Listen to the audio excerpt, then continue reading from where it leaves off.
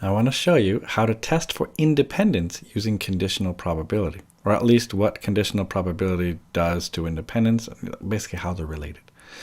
So let's start with the conditional probability equation. Let's start with that one. Okay, so we have this one here. It goes probability of A given that B already happened. It goes probability of A and B. Divide that by probability of B. This is in your formula booklet. Okay, so this right here you don't have to memorize. That's in your formula booklet. Okay, maybe I'll give that to you. There you go. That's the one you don't have to memorize. So start with this. That's a good idea. All right, so this means given that B already happened. Well, an alternate version of it, I mean, I guess you could, if you really wanted to, just rearrange this one. You could say, all right, well, I'll get probability of A, I'll get probability of A and B together. Let me just solve for that. Do you see if I want to get this by itself? Do you see I would have to multiply this over? So I would say, well, that's just going to be probability of B times the probability of A and, given B happened. I mean, I guess that's an alternate version of it. I mean, you could say that. Okay, so what do we do with this? Well, if two events are independent, remember I was talking to you about that before. If two things are independent, that means one event's outcome does not affect the other one. Now, what does that mean for us? Well, that means that we have this happening, right? Two independent events, we have probability of A and B happening is just probability of A times probability of B. This is something else that we have from our formula booklet. Independent events means this. So what we can do then is we can apply this. Watch what we're going to do now. So that means if I want to do this probability of A given that B happened, now keep in mind if they're independent. So this is the key thing here. So if independent, then all this stuff right here will happen. Okay, so only if these things are independent, then you can do this. If they're not independent, then you can't say this. But if they are independent, well, that means I'm just going to do the probability of A and B. But we just learned if they're independent, it's just probability of A times the probability of B. And now I'm supposed to divide that by probability of B. Well, looky, look what happens here. These cancel out.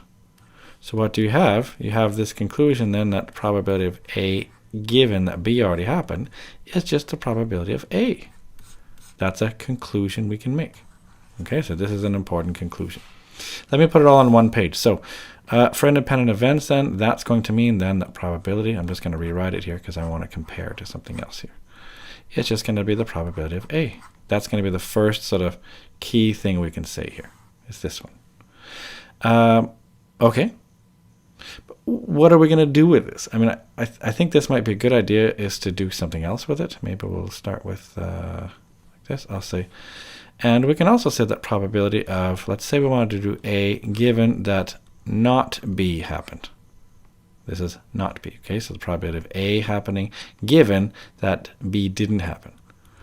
Well, if they're independent events, I can do the same thing, right? Probability of A times probability of not B, all that divided by probability of not B. Well, again, look, these things are going to cancel out. So what do I have left? I end up with, so probability of A given not B happened is just equal to the probability of A. That's another equation that I could state. You see that? This is kind of neat what happens, right? So we have this. So finally, if two things are independent, this is the key thing then. I can say that, I'll put them maybe all together here. That means the probability of A given that B happened, if these things are independent, it's just going to be the probability of A. And that's going to be the same as the probability of A given that B didn't happen. So that would just be A given not B. There we go. This is it. This is how we can state everything. So I think this is a nice little neat conclusion because we can then use this to test if two things are independent. If this equals this, then those events are independent. Or you could say if this equals this, then those events are independent. So this is the key thing, I think. I'll say this. So this is the final, sort of this is the whole thing here together. So if two things are independent, if A and B are independent, then we have this happening. That's it. So let's see if we can do an example. So we have a fair, unbiased die and it's rolled. So let's just take a look at what happens with that. If I roll a die, the sample space U is just going to be 1 or 2 or 3 or 4 or 5 or 6. All right, this is all the different answers possible. So now we want to find out what's the probability of a 5 given that the number is odd. Well, you have to know what odd means. So first, let's look at all the odd numbers. Those are numbers that you divide by 2 and you don't get a nice number. You don't get an integer. So for example, 1 and 3 and 5 are the only odd numbers here. Okay, so odd. So there's only those ones. Okay, there's 2 and 4 and 6. Those are even. All right, so what do I want here? I want a 5 given that it's odd. So watch carefully what I'm going to do now. I'm going to say, all right. Now, I don't know if they're independent yet. I can't make that statement. But what I can do is find the probability. So let's do this. I'm going to use the conditional probability equation. I'm going to say probability of 5 given that it's odd. Well, how does that equation go? If you've been working with that equation, you should know it goes probability of 5 and odd, all that divided by the probability of odd. Because that's how the equation always goes. It always goes the probability of the, if you're doing something given something else, it's a probability that they both happened together. All right, so what's the probability that something is a 5 and odd? Well, it's a bit weird, isn't it? Because isn't 5 an odd number? So this is actually easy. How many 5s are there in this whole list? Well, there's one single 5 out of how many total numbers? 6. So I'm just going to write this down. This is because 5 is already an odd number. So that means I don't have to do anything else. See, 5s are always odd, so it actually became easier. So some people get really confused by this, like, what, do I have to multiply the probability of being 5 and the probability of being odd? Actually, no, you just got to think about to be 5 and odd at the same time. This is why this is really important, okay, this piece right here. To be a 5 and odd, well, all 5s are always odd.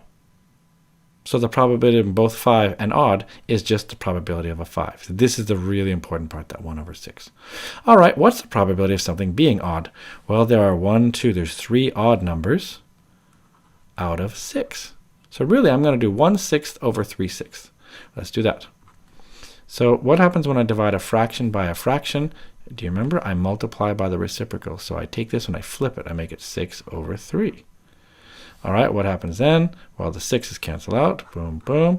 I end up with just an answer of 1/3, which is, well, it's approximately 0.333 if you want the significant figures.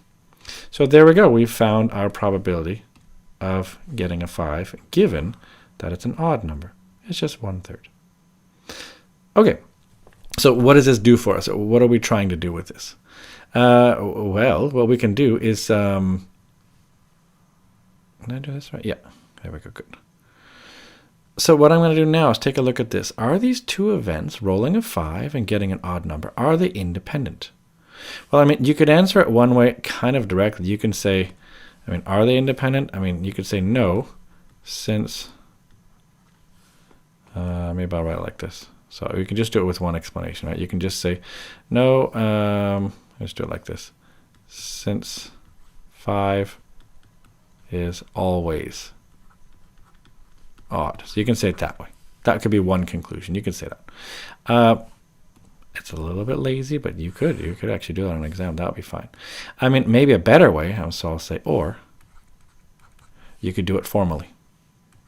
Let's actually do the formal test for independence, just to go through and try to check. So I'm going to try to check if two things are independent. What did we just say before? If independent, what will happen? If two things are independent, probability of A given B will be probability of A. This will happen if they're independent. So let's check that. So that means the probability, well, actually, I'll just write it like that, actually. You know what I'll do? I'll write in green. I'll say probability of A given B will be equal to just probability of A. In other words, in this case right here, the probability of, let's see, 5 given that it's odd should be equal to the probability of the first one, so probability of a 5. That should happen. Let's see if that's the case.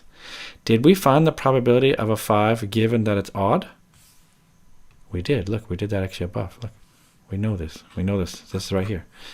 probability of a 5 given that it's odd is actually 1/3. I found that from above. Well, the question is this equal to probability of a 5? Well, what's the probability of getting a 5? It's 1/5 out of a total of 6. Are these two numbers equal to each other? Because if it was independent, they would be equal to. Clearly they're not, right? So that's another reason why. So you can say so. I'll just sort of make the conclusion. So, no. Since the probability of 5 given that it's odd is not equal to the probability of a 5. Do you see? That's another way to conclude it. So this was an example of testing for independence, formally, so to speak. So that's how I could say. Right? If these two numbers are here, they're not the same. Look, this is not equal to that.